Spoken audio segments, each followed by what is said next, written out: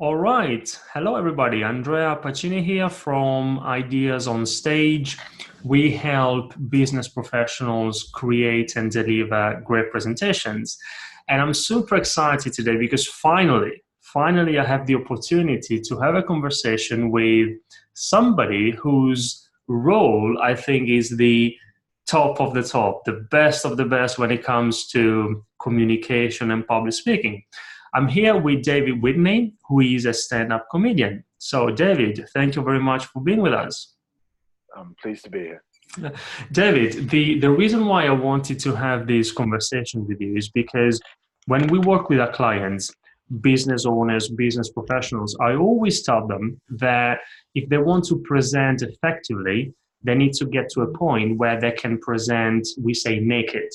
And when I say presenting naked, what we mean is that they need to take off their protection. They need to remove all the barriers. So it's just them, the audience, and their idea.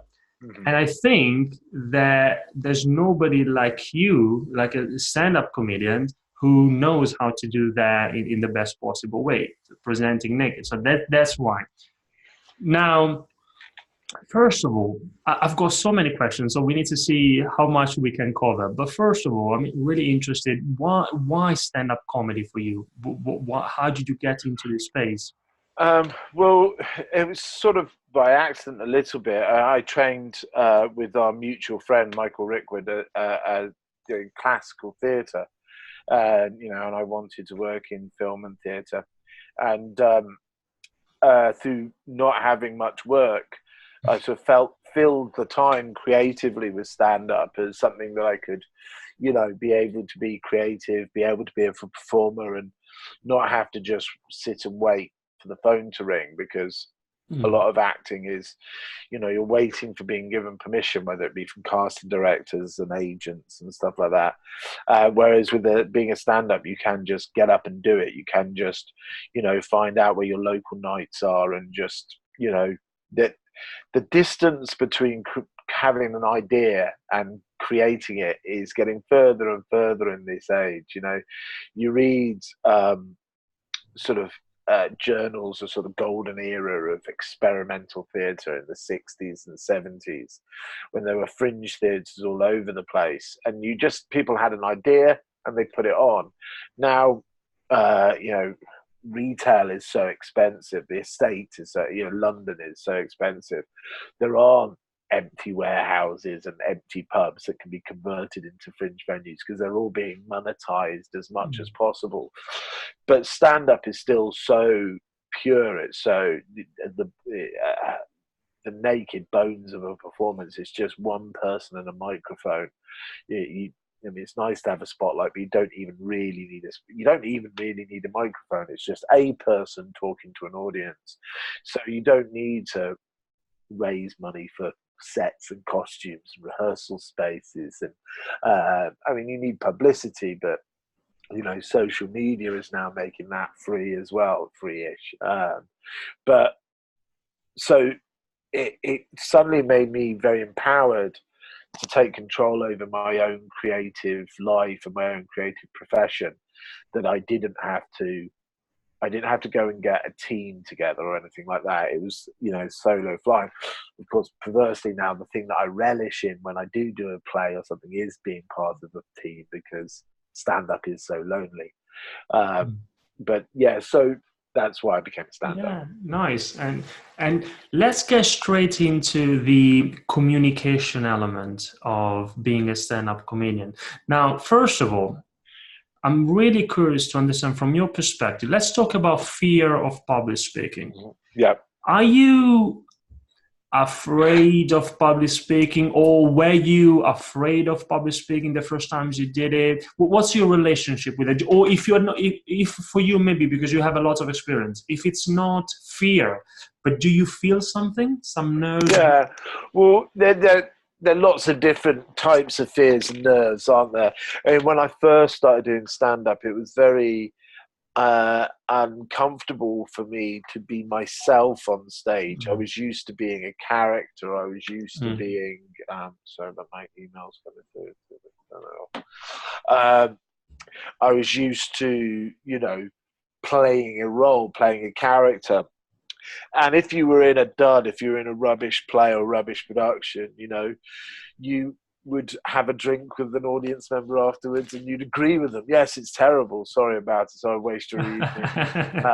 The play's terrible, or the director was unbearable, or my cast members are, you know, it's never your fault. Whereas when you stand on stage as a stand-up, you used the term naked earlier, you are utterly naked. And when the audience don't like it, it's not them saying they don't like a play or they don't like, you know, an interpretation. They're saying they don't like you. And that's a lot more hurtful and a lot more exposing than anything I'd experienced as an actor. So, but, and how do you deal with that, with those nerves or with that fear, maybe? Well, one, just, you know, flight hours, the more you do it, the more at home you are up there, you know.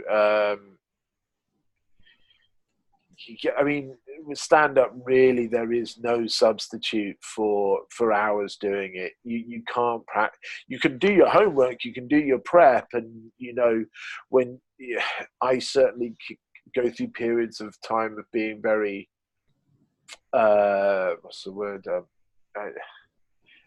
Lazy, for what there's a better term. I know I've got enough jokes in my head, so I know I can get away with it now. You know, there's, you know, I haven't done most of my stuff on, you know, I've only done very small bits on television, so, you know, millions of people haven't seen my routines, so you become a little bit when you're new, the pressure to write new jokes is paramount because you haven't got any jokes. But once you've got a couple of hours of material, it's very easy to stop that desperate need to write new, and then suddenly you find yourself at a gig somewhere. You know, you've driven 3 hours to get there, and you suddenly feel like a bit of a fraud because all of your jokes are old, and suddenly you feel utterly like found out that you know. And sometimes this is just in your head. Sometimes it's people that have come back to see you again, and you're doing the same stuff, and you've let them down. But it's amazing the nerves that you get in your own head. Like, literally, I can be playing to 400 people, and if I know there are 2 that saw me 2 years ago, and I start to panic, what jokes was I doing 2 years ago? I don't want them to think I haven't written anything new in 2 years. And I start to sort of, you go in that tailspin in your mind. It's the same when there's a booker in. So, you know, I can walk out as, again, a couple hundred people and have absolutely no nerves. But I hear, oh, so-and-so's here that books some really well-paid gigs in Dubai or something like that. And suddenly you start playing to that one person rather than to the crowd, and suddenly you're rubbish. So you've got to not let those things get in your head. You've got to remember that you're good at what you do. And I did a best man speech a couple of weeks ago, and another mutual friend of Michael and I, who went to drama school with him, and all day people are going, oh, we're looking forward to your speech, because I'm a stand-up comedian, so they're all expecting it to be gangbustersly funny. And, you know, I'd done some prep, but, you know, he's my best mate, so if I can't stand up and talk about my best mate for 5 to 10 minutes, you know, I'm a public speaker by profession, and he is my friend. I don't need to research him. I've known him for 20-odd years and stuff.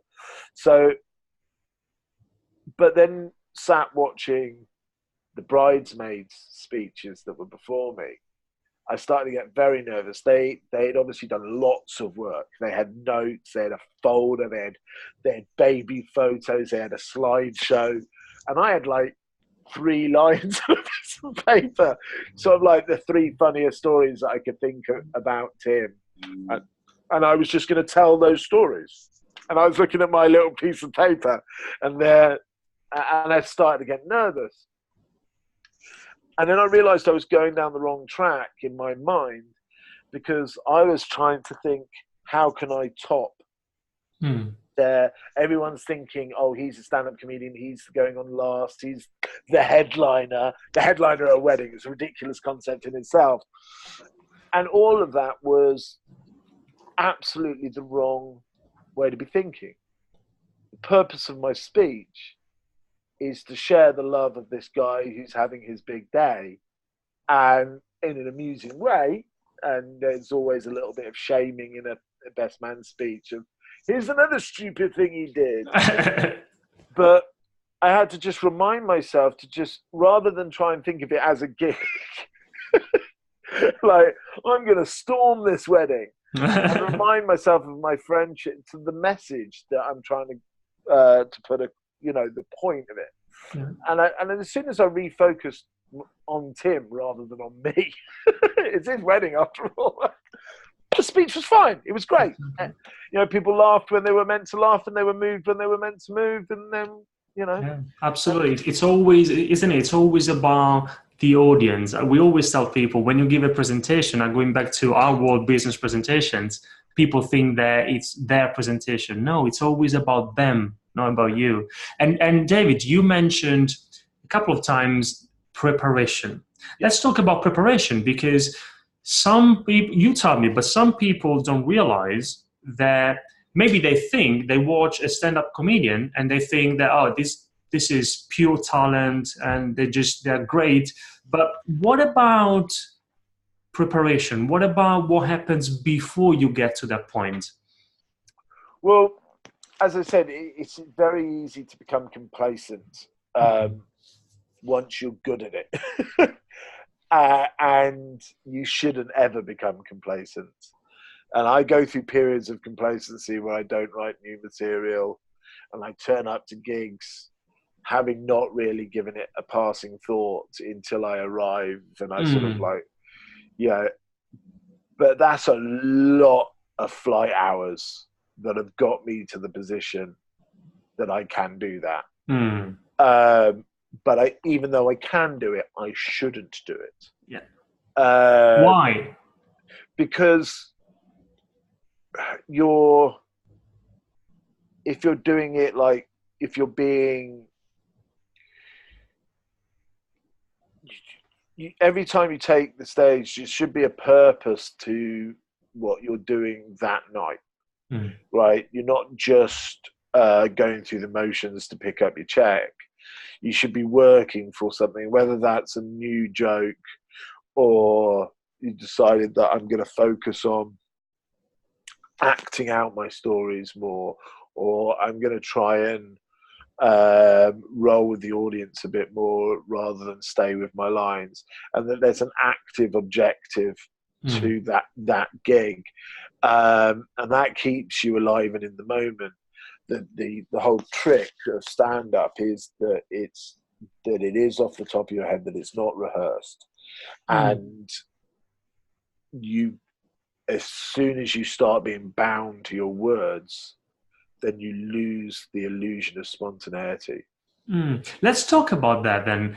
Does that mean that, so I assume, correct me if I'm wrong, David, I assume that you either have a script or at least an outline of what you want to communicate, and then how do you manage to be in the moment? So if something happens that's perhaps not expected, do you stay to script or do you adapt it? No, you should never be too bound to your script. They should be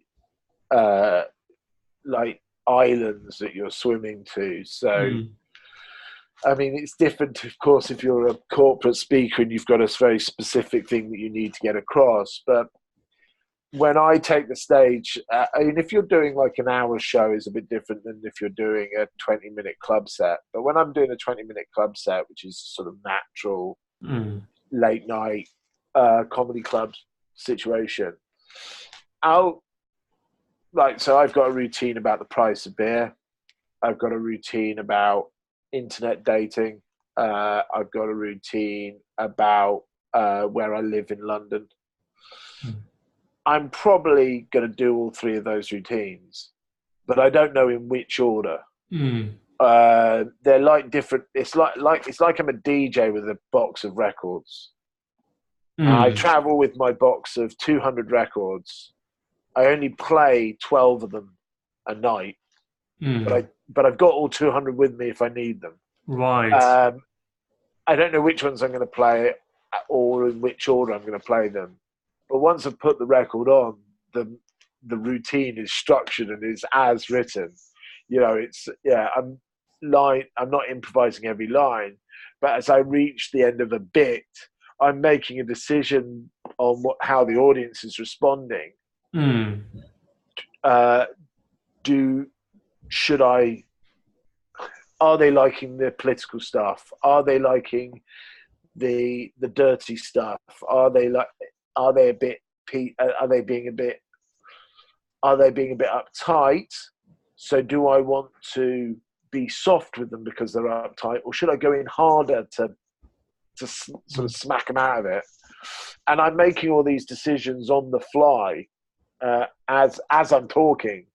How do you do that? How do you understand if you are connecting with an audience, Yeah, or if you are? it's just listening. Mm, At drama school, you're constantly told, listen, and mm, you don't understand what they mean. Of course I'm listening. How can I not be listening? I'm waiting for my cues so that I can say my lines. But that's not what I mean. When you're really listening to the room, on the quality of silence in that little gap between feed and punchline, how much fidgeting there's going on in the room, how much, the sound of the laughter, the shock sounds when you say something outrageous, how much are they in step with you, or are they being offended? Are they, and all that data's coming into you, and you're making 1,000 decisions on that in the moment. And the trick is to adapt, but not be led by. mm, It's still your show. You're adapting to the room and you're playing the room, but you're not letting the room play you. It's a very different scenario. And comics that are new tend to try and play the gig as they rehearsed it. mm, Right, they're playing the room in their head, not the room that's in front of them, and that normally ends to you dying. mm. As soon as you're not in the room with that audience and being alive to it, you're boring. And I'm sure it takes a lot of practice and skills to get to the point where you can really be able to listen. Because I think what I see, David, especially in business, when we're talking about business presentations, what people want to do, they've been invited to speak, so they speak. Yeah, But very few people have this huge ability yeah. that you guys have to listen. And you mentioned rehearsal. I want to go back to that. Tell me about your rehearsal practice. If you do what you do, how do you go about it? How But, often? How many times? yeah, I mean, I don't a lot. Mm, You, if I've got a new bit, when I've got a new bit of material, mm, the exciting time is when it's not set. mm. When you're still. So I mentioned earlier that I have this routine about the price of beer. Yeah. This started because I was sat in a pub with an actor. We just finished. That's not important. We just got to the pub. We were very thirsty, and they're pouring the beer, and it's too frothy, and he's pouring it straight into the drip tray to pour off all the foam. And I said, God, you wouldn't fill up your car like that, would you? Beer's expensive, and he's just like, it's about a tenner he's just put down in the drain. And I've had this idea that pubs would be far more efficient if we had to pour our own pints, like Mm, a petrol pump, like filling up your car. and you'd see the dial go up as you poured your pint. So then that was the start of the idea of this routine. That bit is not in the routine anymore. Oh, Because right. every time I take the stage, I would ad lib a little bit, would put on a new bit, would move a little bit around. And that's the time when the thing's exciting, because it's growing organically and you're cutting bits. And as I said, now the bit doesn't have anything about petrol prices. It mentions that beer is more expensive than oil. And then I go on to say, we go to war for oil and beer is 8 times the price. Belgium must be shitting itself. I saw that one. I saw that one on YouTube. Yeah. So yeah, you see, it's completely gone away from its nemesis, because that and for the nemesis, that it's Genesis rather. Yeah. So I find, I mean, again, it's different when you're doing a corporate speech about something, but when I'm looking for funny, sitting down at home with a notebook or a laptop to try and write funny is incredibly difficult. But if you put me on stage with half an idea and then I start talking about it and I'm in that heightened awareness of the stage, I'll find funny. I'll just, and then it's just a case of remembering it and putting it back in the act. Having said that, I should still do more desk time than I do. Because if you're the desk time, it makes you a better writer. You may not come up with the zinger line sat at a desk because it's such an unnatural, stale. But if you're constantly writing, if you're constantly taking on different subject matters, you just become a better writer. So when you are on stage and you're playing around with it, you've got better skills. Also, you've got to have that first half an idea to begin with. You know what I mean? And it's amazing how, like that, the thing about the price of beer, I could have said that and then never thought of it again. I'm sure I say things in conversation. We all say things in conversation that could have been built into a bit, but I just didn't think it was good enough. Yeah. And you kind of you don't want to be that guy who, whenever he says something half funny, gets out a notebook to write it down. It's horrendous. But you have to monitor what you're thinking about and know your own mind. That's another thing. Know what you really think.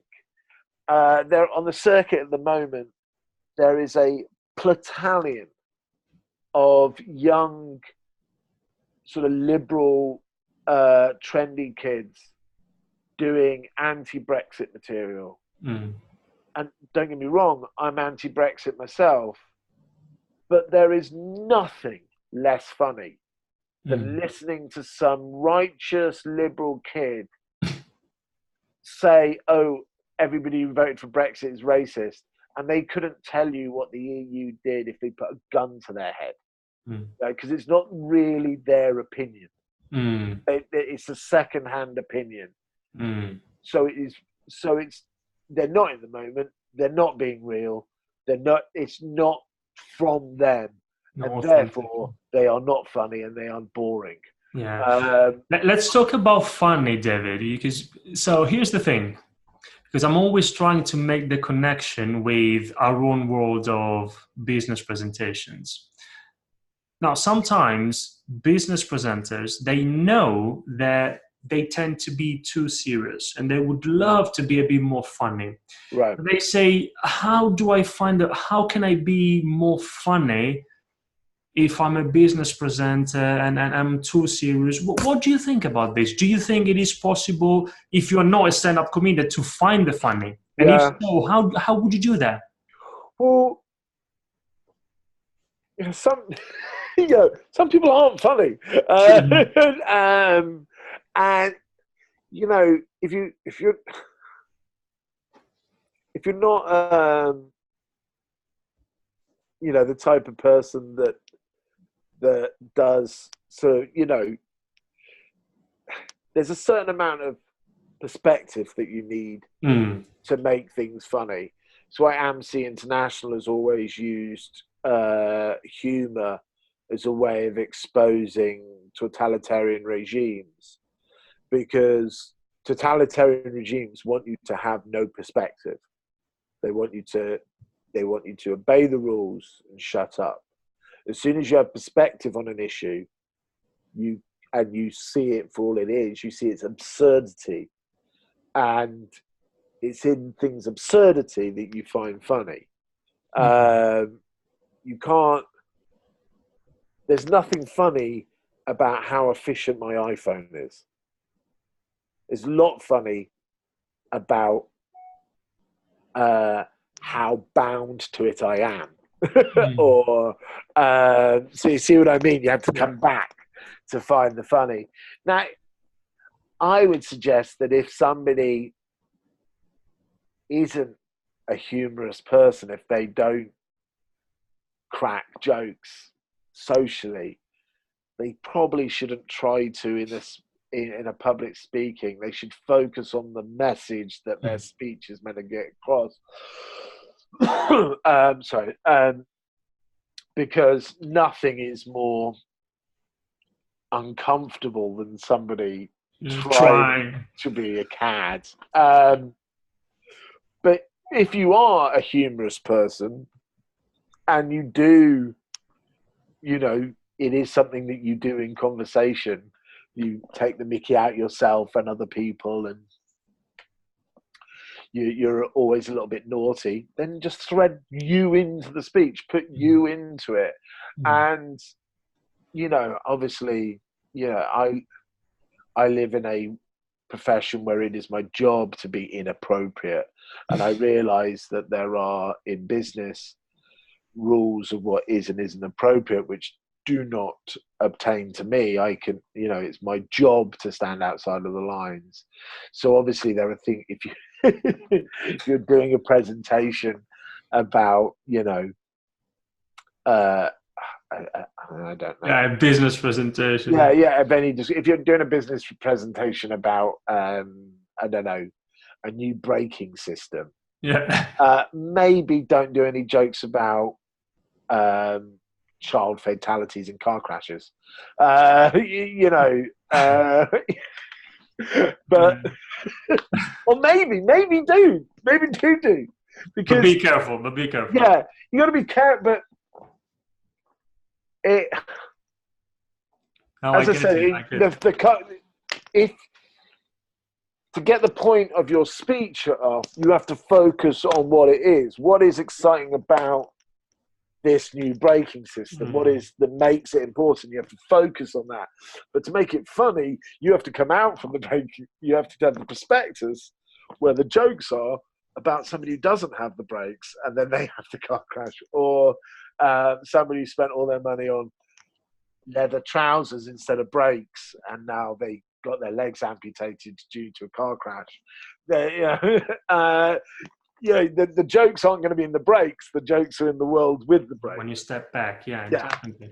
David, how do you deal with a difficult audience? I'm sure you've had some experiences like that. Perhaps you tell a joke and you were expecting everybody to laugh and nobody does, or vice versa. Or if you before you were talking about listening, and if you listen and you see that they are being a bit difficult, how do you go about that? I mean, this happens, the first couple of minutes of most gigs. Not everything will go as last night. The audience were very cold from the get-go. And you just remember it's a conversation. You've got all the lines, but it's still a conversation. So they still have a responsibility to do their part.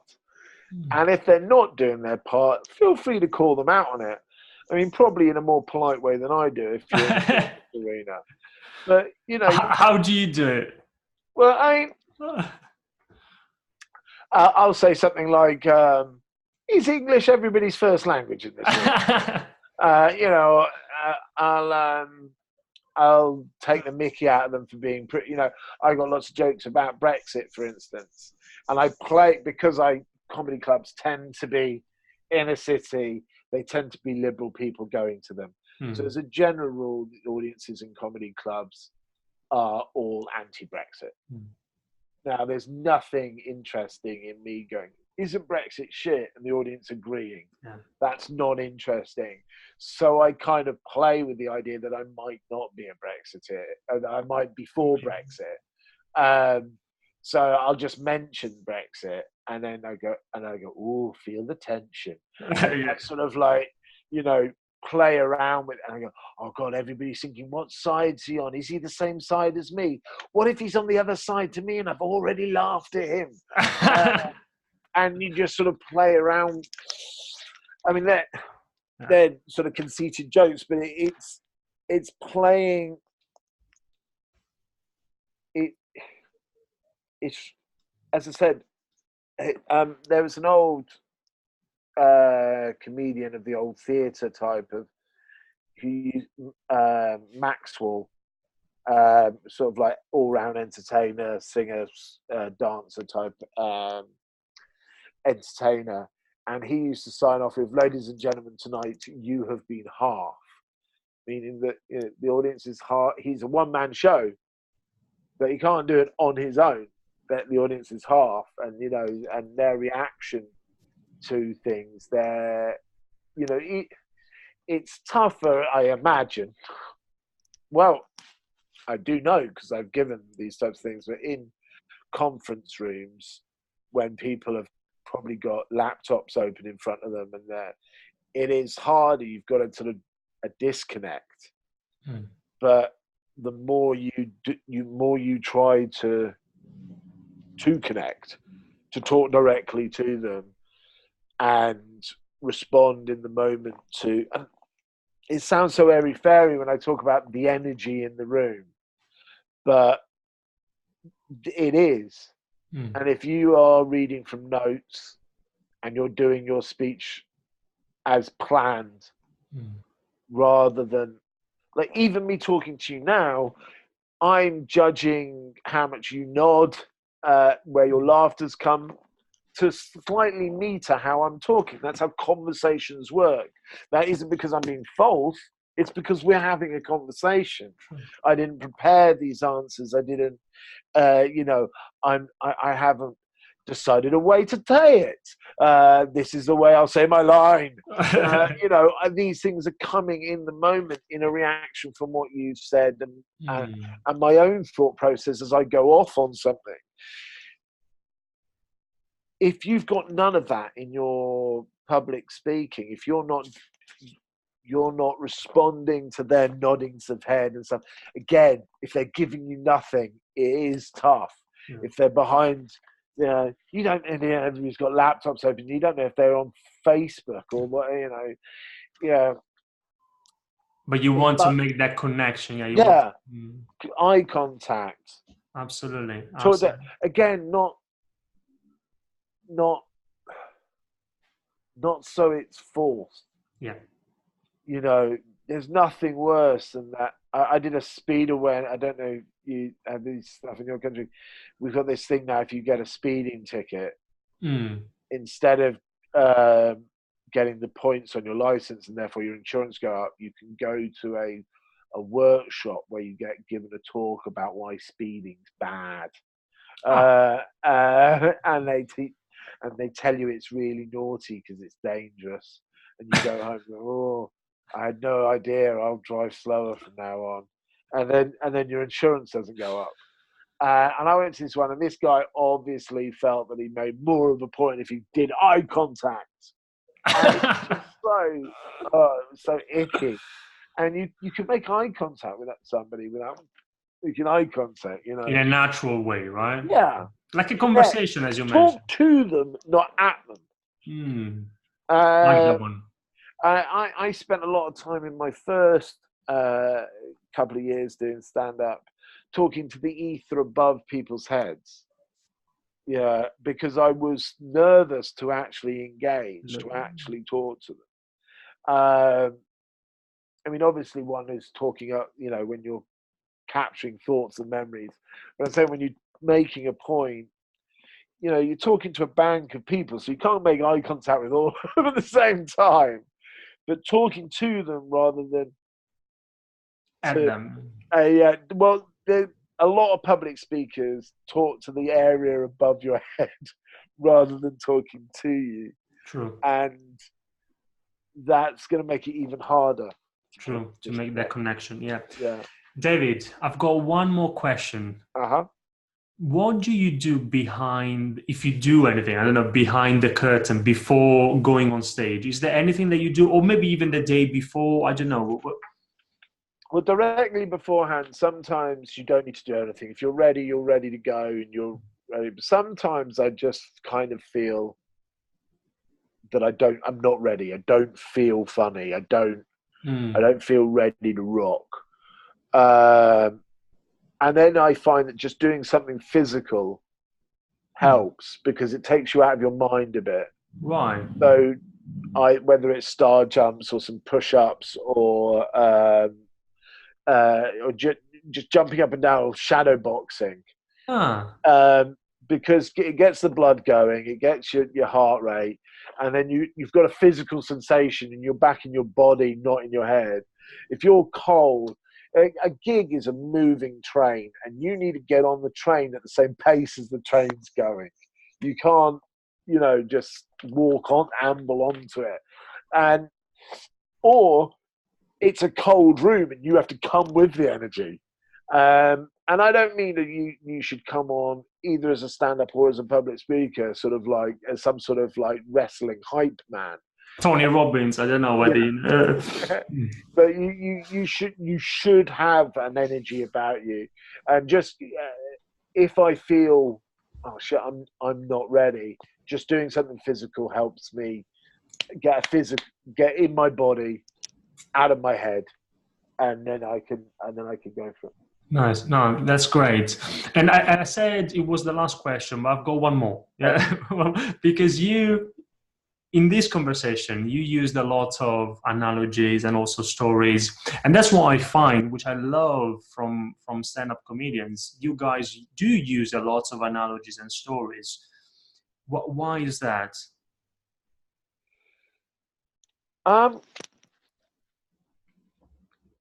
I don't know. I think it's just a very, it's a good way of communicating. I suppose it comes back. I mean, it's quite a tired structure of a joke, saying this thing is like this thing. Yeah, it's but it's also true. Sort of like trying to go to, get fit classes after a breakup of a relationship is like, rearranging the deck chairs on the Titanic. It's the saying A is like B. Pointing out the absurdity of something by putting a comparison helps highlighting the absurdity is most of comedy, wrapped up in various different ways.